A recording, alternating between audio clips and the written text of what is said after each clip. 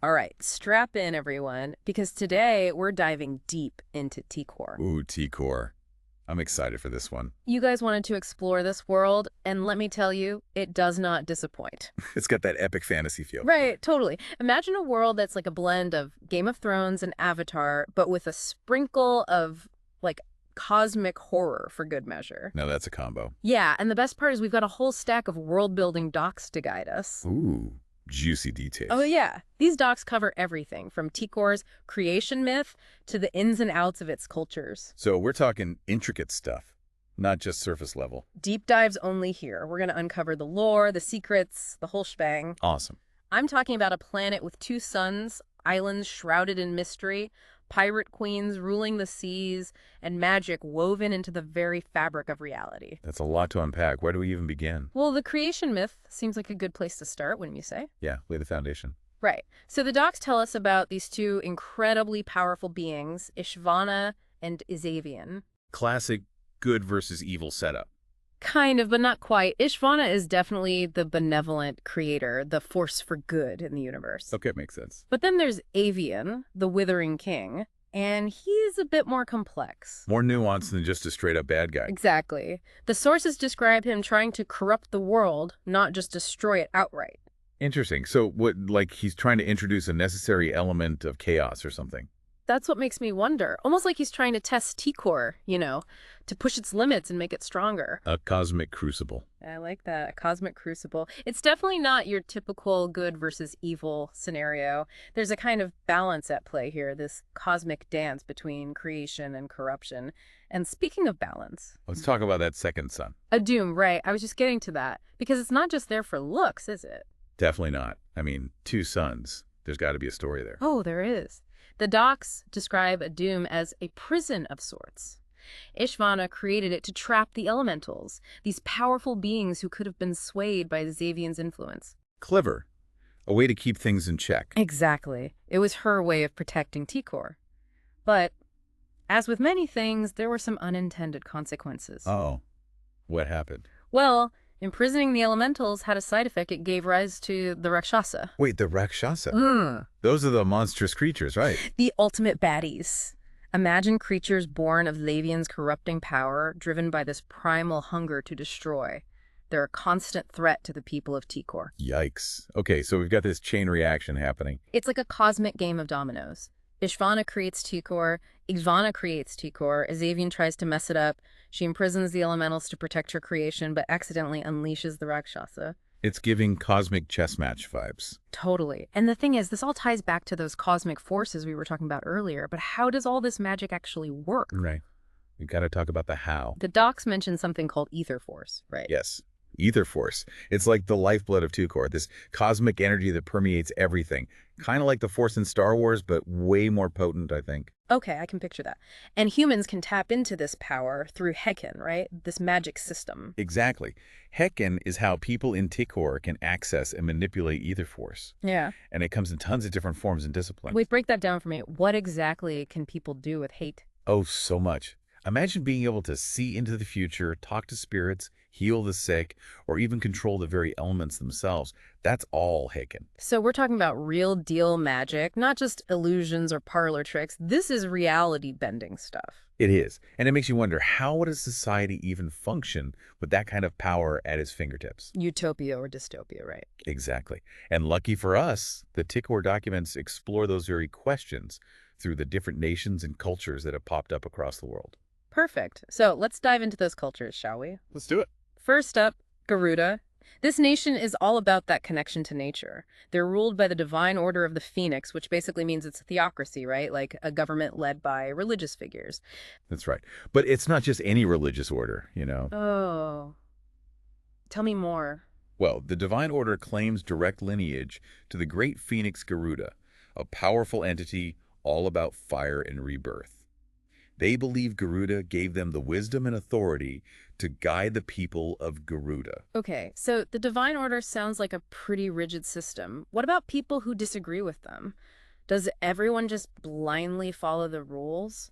Well, the docs mention these chosen families, sort of like an elite group handpicked by the divinity. The divinity. Yeah, think of them as like the 12 spiritual pillars of Garuda. These chosen families help the king run the government, manage different areas. So it's not just blind faith. There's a whole system of governance in place. Right. It's a blend of spiritual authority and mortal leadership. That's fascinating. But what about the everyday folks in Garuda? What are their lives like? Well, the Karu people, they're the main culture in Garuda, and they have this deep reverence for nature. Like they see it as sacred, a living god almost. Okay, so how does that play out in their daily lives? It influences their Heckin practices. They specialize in divination, which lets them tap into the wisdom of the land and its spirits. So they're like nature wizards. You can say that. They can talk to animals, predict the weather, even draw power from the earth itself. That is so cool. Okay, but let's switch gears for a second and head south to Vinyasa. It's a desert nation known for its technological advancements. Ah, Vinyasa, land of the Drakon people. Yep. And the Drakon are such a stark contrast to the Karu. Living in a harsh desert environment has forced them to adapt in totally different ways. And they've done that through technology, haven't they? Big time. But we're not talking about technology as we know it. They found a way to blend science and magic. Science and magic. That's a wild combo. It is. They have this incredible network called the Web, connecting 16 domed cities with super fast trains. Think futuristic society powered by magic. Wait, hold up. They use magic to power their trains. How does that even work? It's all thanks to a specific type of Heckin called forge whispering. Okay, I'm intrigued. It lets them manipulate metal on like a microscopic level, creating super strong and durable materials, plus powering their tech. So they've basically woven magic into their technology. That's amazing. Right, and it makes you wonder, is there even a limit to what they can create? That's the question, isn't it?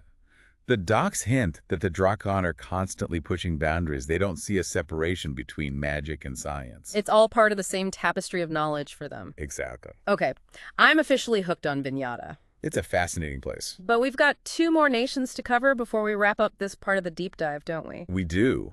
Let's move on to Grimness next, shall we? Grimness. Even the name sounds ominous. It does, doesn't it? And it lives up to its name. Grimness is this rugged, mountainous region known for its fierce people. The Grim. Think Vikings meets pirates, with a dash of ancestral magic thrown in. Okay, now I'm picturing bearded dudes with eye patches, swinging axes, and summoning ghosts. You're not far off. One of the things that makes the Grimm so unique is their burial tradition. What do they do? They bury their dead beneath their homes. Hold on, under their houses. Why? They believe it keeps them connected to their ancestors, lets them draw strength and guidance from their spirits. So it's like a built-in support system woven into their culture. Exactly. And it makes sense when you consider they don't have a central government. They rely on tradition and family to hold their society together. And those traditions, let's just say they're enforced. Remember Port Royal? Oh yeah, the infamous pirate haven. It's like the Mos Eisley Cantina of Tikor. You can practically smell the trouble brewing there. Right. Let's just say it's not a place for the faint of heart. So if you're looking for a good time, maybe steer clear of Port Royal. Probably a wise choice. Okay, let's move on to our last nation for today, the Isle. This independent nation is all about peace and neutrality, right? That's what it seems like. The Isle is known for its relaxed vibe, diverse population, and the Druze Academy. The Druze Academy, what's that all about? It's where they train crystal priests. Crystal priests. Okay, I need more info on that. What makes these priests so special? Well, they work with these Azurian crystals, which are only found on the Isle. And what are Azurian crystals? They're these unique crystals with incredible magical properties. The crystal priests have figured out how to use them for healing, protection, even long-distance communication. Wow, that's pretty advanced. It is. The Isle seems like a haven for those seeking knowledge and a peaceful life, a stark contrast to the intensity of Garuda and Vinyasa or the rough-and-tumble nature of Grimness.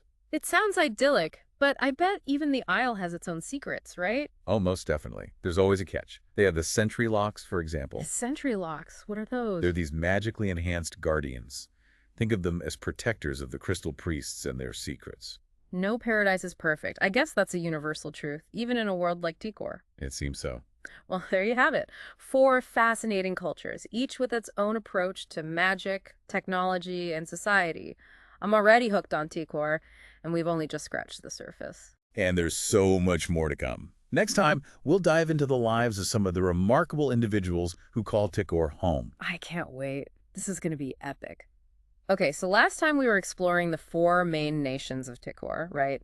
Garuda, Vinyata, Grimnist, and the Isle. Yeah, we had a good overview of their cultures, how they use magic, and some of the challenges they face. Right. But a world is more than just its geography and politics. It's about the people. Definitely. The people who live there, the stories they tell, the things they create. Exactly. So today we're going to take a deep dive into some of the individuals who really shape Tikor's destiny. Oh, I love character deep dives. Me too. And Tikor has no shortage of remarkable people. We're talking inventors, pirates, leaders, and even everyday folks just trying to make their way in this crazy world. A world full of magic and wonder. What's not to love? Right. So who are we meeting first in this deep dive into Tikor's most fascinating characters? Well, I know there was one person you were especially curious about. Were you reading my mind? Maybe. Nubia, the infamous pirate queen of Grimnist. Ah, yes. Nubia. She's not just a pirate queen, she's the pirate queen. Like, she's legendary. Definitely a force to be reckoned with. The sources describe her as this brilliant, ruthless leader who's built her own empire. And she did it in a world dominated by these huge, powerful nations. Yeah, she didn't let anyone stand in her way. And her rise to power is pretty shrouded in mystery, too. Oh, tell me what you found. Well, the documents suggest she started out as just a humble deckhand on some rinky-dink pirate ship. No way. Really? Yep. But she was cunning, strong, and I guess a little lucky, too. She climbed the ranks and eventually ended up commanding her own fleet. That's incredible. It makes you wonder what drives someone like Nubia. Is she a villain, a rebel, or something else entirely? That's the million-dollar question, isn't it? Mm. Maybe she sees herself as a liberator, someone who's freeing the Grimm from all those societal norms and expectations, creating your own path in a world that tries to box you in. I mean, Grimms are known for their independent spirit, their distrust of authority. Exactly. So maybe Nubia is their champion, their protector against the outside world. Interesting. She could be a symbol of their freedom, and a force to be reckoned with. Speaking of which, we got to talk about her killer crew. Those 4 lieutenants who are always by her side, they sound pretty badass. Oh, they are. Each one brings something unique to the table. Swordsmanship, Heckin mastery, strategic thinking, you name it. So they're like her inner circle, her trusted advisors. Yeah, and her enforcers, making sure her orders are carried out, no questions asked. Sounds like a pirate dream team. But Newbie's not the only one shaking things up in Tikor, is she? Definitely not. Let's hop over to Vinyata now. Okay, what's happening in Vinyata? Well, we've got a very different kind of leader there. Kent Musa, the founder of Omicron. Oh, right! Omicron, that super advanced city. It's all about science and technology, right? That's the one. And Musa is a fascinating character, a real visionary. So what makes him tick? What's his story? He's a pioneer through and through. Musa dared to imagine a future where technology could rival magic. That's pretty bold, considering how powerful Heckin is. It is. But he saw the potential of the natural world and dedicated his life to unlocking its secrets. Through science, through innovation. So he's like the Tony Stark of Tekor. Uh-huh. Yeah, kinda. A genius inventor who isn't afraid to challenge the established way of thinking. He went against the grain, didn't he? Building Omicron as a haven for scientists, engineers, people who want to understand the world through observation and experimentation. It's like he created Silicon Valley in a world where magic is real. Talk about a culture clash. But how does Omicron even work within Vinyata? Isn't Vinyata known for embracing magic? It's interesting, right? It shows how pragmatic the Drycon people are. They may revere Heckin, but they also see the value of progress no matter where it comes from. So Omicron is like this grand experiment. Exactly. A testing ground for new ideas and technologies. Who knows what they'll come up with next? It really makes you think. Even in a world as fantastical as Tikor, there's always room for progress. Different ways of approaching problems. Okay, so we've got the rebellious pirate queen and the visionary scientist. Who else is on our list? Well, let's not forget about Romnos. That nation seems to be going through a lot right now. King Bataan Longissus is trying to reform his kingdom, but he's facing some serious pushback. Yeah, we talked about him a bit before. He's going up against those powerful great houses, right? Exactly. The documents portray Matan as a young, idealistic king. He genuinely wants what's best for his people, but he's realizing that the old ways of doing things are holding Romnos back. So he's trying to modernize things. You could say that. He's trying to create a more prosperous, equitable society. But his reforms are stepping on some toes, especially those of the great houses. Those families have been in power for generations. They're not going to give up their control easily. That's for sure. They see Matan's reforms as a direct threat to their power and influence, and they're used to pulling the strings from behind the scenes. Classic power struggle. But this one has a magical twist, right? Oh yeah. We can't forget about Hicken and the looming threat of the Rakshasa. Talk about pressure. So what's Matan's plan? How's he tackling all this? Well, he's trying to form alliances with other nations, hoping they'll back his reforms. Smart move. Strengthen numbers. Right. He's also investing in education and infrastructure, trying to build a stronger foundation for Ramnos. It's a bold strategy. But it's a long shot, too. He's up against some deeply ingrained power structures. Like trying to turn a giant ship around, it takes time and a lot of effort. Well, at least he has the Orchid Sentinels on his side. Ah, yes, the Orchid Sentinels. They're vital to Ramnos' defense. They're the ones protecting the kingdom from, well, literal monsters. The horrors of the Ebon Cascade. I can't even imagine facing those creatures. They're incredibly brave and dedicated. Their loyalty to their nation is unwavering. They sound amazing. What's their leader like? Who's the person commanding these warriors? The documents just refer to them as the general, but it's clear they're a seasoned veteran, a master strategist, and a compassionate leader who inspires incredible loyalty. It sounds like they're more than just a commander. Almost like a mentor, a protector to the Orchid Sentinels. That's a good way to put it. But even the bravest warriors can't face every threat alone, can they? We can't forget about Xavion's touch. That corrupting influence. Yeah. It's a chilling reminder that darkness can creep in anywhere, even in a world full of magic and beauty. And it's not just a problem out in the Ebon Cascade, right? Nope. The documents suggest it can pop up anywhere, affecting anyone. It doesn't matter how strong or determined you are. It preys on weakness, negativity. A hidden enemy always lurking. And it's really tough to cure, too. Yeah. Incredibly difficult. Sometimes it requires powerful Hikan rituals. Or, well, sometimes the only option is to sacrifice the person affected. To stop the corruption from spreading. Exactly. That's a grim thought. It makes you wonder if anyone is truly safe in Tikor. It's a harsh reality. But even with those threats looming, there are still people who are seeking knowledge, trying to understand the world. People like the Wanderers. Oh yeah, the Wanderers. Those nomadic traders who travel all across Tikor. They always struck me as more than just merchants. They are.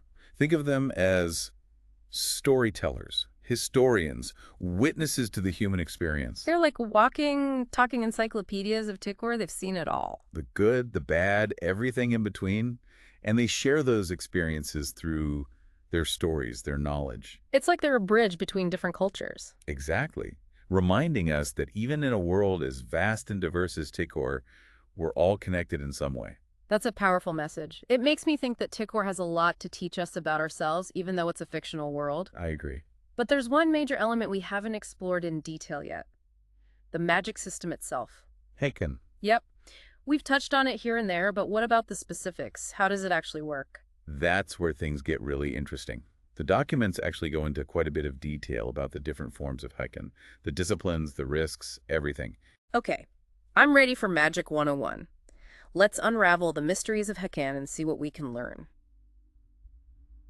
Okay, so we've traveled all over Tikor, right? Explored the different nations, met some incredible characters, even touched upon the darker side of this world. We've seen the good, the bad, and everything in between. Exactly. But there's still one big piece of the puzzle we haven't fully explored yet. You mean the magic system itself?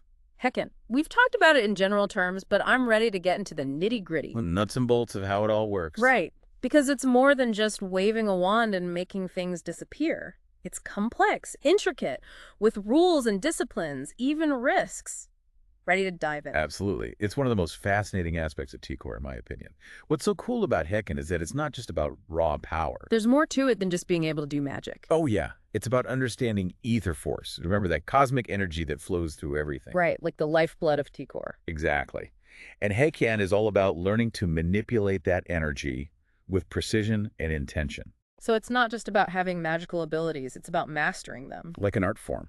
I like that. So what are some of the ways people use Hikan? We've already talked about a few, like divination and forge whispering. Right. The Karoo use divination to commune with nature, and the Draken Or use forge whispering for their technology. But those are just a couple of examples. There are tons of other forms of Hikan out there. Give me the rundown. What else can people do with this stuff? Okay, well, there are spirit mediums. They can talk to spirits, both good and bad. They act as a bridge between the living and the dead. Like ghost whisperers. Yeah, pretty much. They Okay. seek guidance, knowledge. Sometimes they even help resolve conflicts between spirits and living people. That sounds pretty intense, but I can imagine there's a risk involved, right? What if you accidentally summon something you don't want to deal with? That's why spirit mediums go through years of training. They have to learn how to control their abilities, protect themselves from harmful entities. It's a delicate balance. Definitely. And speaking of risky magic, we have to talk about shadow invocation. Ooh, that sounds ominous. What's that all about? This is where things get a little darker. Shadow invocation lets people tap into the shadow realm. Hold on, the Shadow Realm, isn't that like the spooky dimension where all the creepy creatures hang out? Pretty much. It exists parallel to our world, a place of shadows and darkness. Shadow invocators can draw power from this realm, summon creatures, even teleport through shadows. That's both awesome and terrifying at the same time. But wouldn't messing with the Shadow Realm, like, attract unwanted attention? It definitely comes with risks. A lot of people see shadow invocators as suspicious, secretive, even dangerous. Some cultures straight up forbid it. I can see why. It's like the dark side of the Force, right? Power, but at a cost. A good comparison. But what about the people who use Heikan for good? Like the Atoners, we touched on them before. They absorb vengeful spirits to bring justice. Yeah, atonement is a powerful discipline. Atoners take on a heavy burden, absorbing the pain and anger of spirits who were wronged in life. And then they use that power to punish the guilty. It's a form of karmic retribution, making sure justice is served, even when the regular system fails. Wow. So they're like spirit judges. But how do they decide what's right and wrong? That's a good question. The document suggests they receive guidance from benevolent entities, beings of pure light. So they're not just making it up as they go along. It seems not. But they still walk a fine line between justice and vengeance.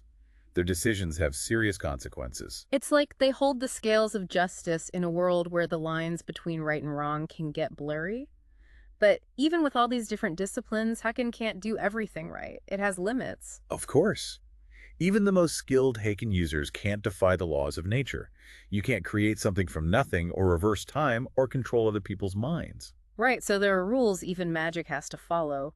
Makes sense. But what about those unintended consequences we've been hearing about? Oh, they're definitely a thing. Using Heikan takes a toll. Duh. It can drain you physically and mentally. Really? How so? Well, manipulating ether force is taxing on the body. You can get exhausted, sick, even mentally unstable if you push yourself too far. And I bet there's a spiritual component too, right? Absolutely. Yeah. If you're not careful, you can attract unwanted spiritual attention, or even get corrupted by the very forces you're trying to control.